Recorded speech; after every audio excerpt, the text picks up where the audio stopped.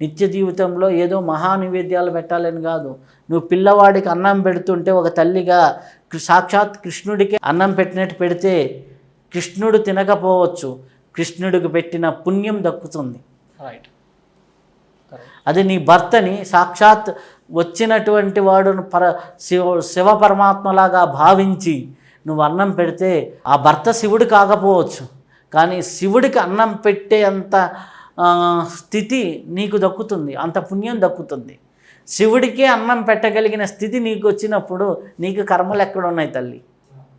ఇంత ఉన్నతమైన భావంలో జీవించగలిగినప్పుడు, ఇంత ఉన్నతమైన నమ్మక వ్యవస్థలో జీవించినప్పుడు ఈ గ్రహాలు ఈ మండలం దాటుతాయి. అదే మన సాధనలో క్రియాయోగంలో ఫస్ట్ ఏంది, నీ కర్మ వరకు చెప్తారు. ఆ తర్వాత నీ కర్మ నుంచి సహస్రారం దాటిన తర్వాత తుర్యాతీత స్థితుల్లోకి నీవు ఎక్స్పాన్షన్ అయినప్పుడు, నీ భావాస్థితి అక్కడి దాకా వెళ్ళినప్పుడు నీ కర్మ అనేది ఉండదు. అంటే నీ కష్టము పడటం వేరు.